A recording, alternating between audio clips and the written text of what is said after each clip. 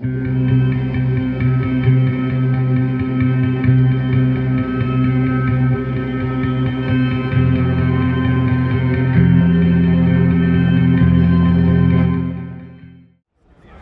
Winter NAMM 2015 and we're here on the Lindell booth with Tobias Lindell, who's going to show us four new modules, yes. 500 series modules. So Tobias, Absolutely. What have you got for us?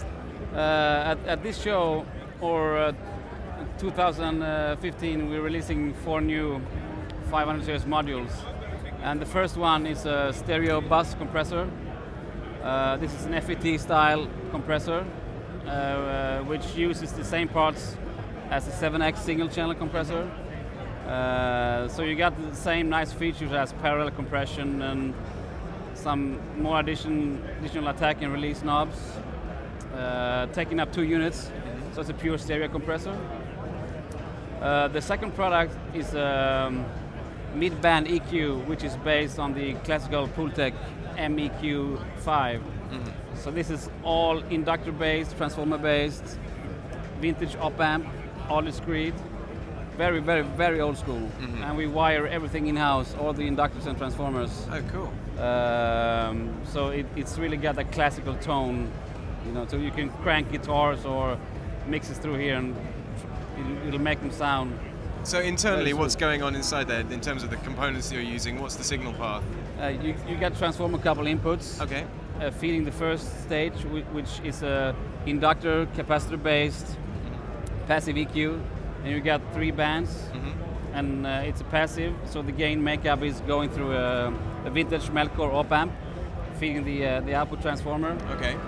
So it's all done properly. So it's and we're the first one who's doing this. Nobody else is doing this MEQ5 stuff in the 500 series range. So are there any compromises with the 500 series format for that particular style of EQ? It's only the makeup gain. It used to be like a tube gain makeup in the original rack version, but they later on also did the solid state makeup gain with the 2520 op-amp. Okay. So we're doing the same thing. So if you look at the PCB, it's really, really packed with the inductors and transformers. Yeah, I bet. But otherwise, the filter is exactly the same. So. Oh, brilliant. I wouldn't say it's too much compromise. It's quite good. So then the next one is the preamp, is it? So the next one is the preamp. It's a new microphone preamp with a 2-band EQ. Again, it's all discrete using the Melcore 1731 op-amp. I've incorporated a proper meter system, which looks really nice and is very, very accurate. Rare to see something that big meter-wise in a 500 series. Yeah. We're also the first one to do that, so I'm quite proud of that. Again, all transformer couple in and out with the vintage op-amps, sounding very quick and sort of soft-ish at the same time. Great on drums and vocals and guitars. So okay. So it's a step up from our previous preamp, definitely.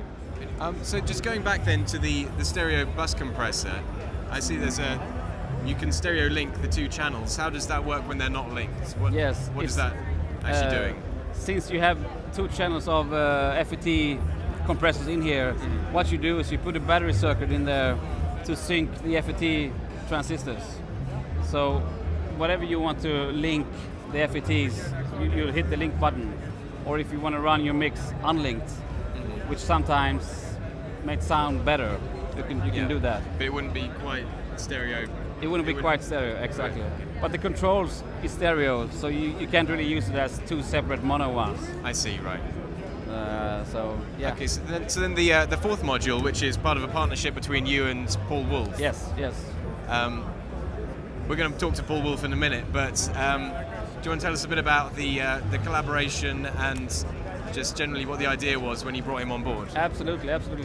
I had an idea that I wanted to take like a real console channel strip from the big analog desks and put in one rack unit of the 500 series. And I know Paul Wolf for a few years, and I phoned him up and said, hey, you want to design a proper channel strip for me? And he said, sure, why not?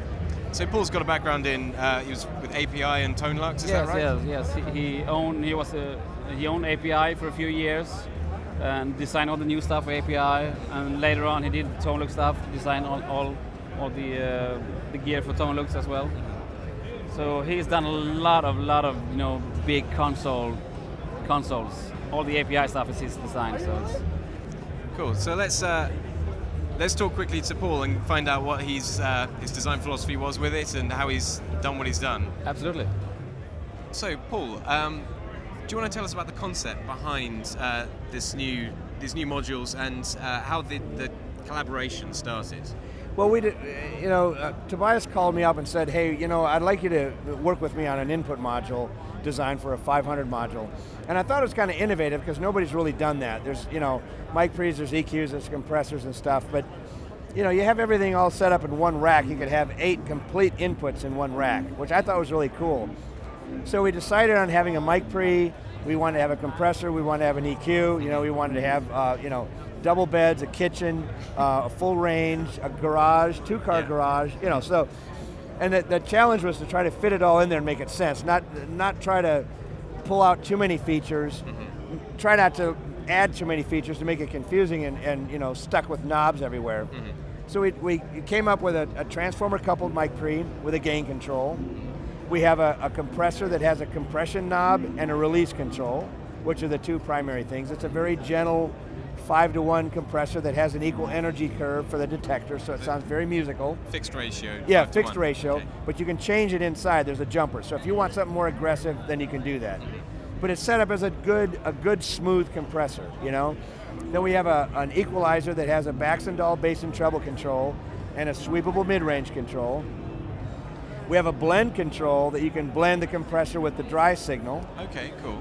And then we have the output level control, which is the fader. And that's one of the things that once you get everything all set, you drive the mic pre a certain way, you want to be able to pull the output level down. There's a gain reduction meter, there's a level meter, you've got in and out for each one of the stages, the EQ, the compressor.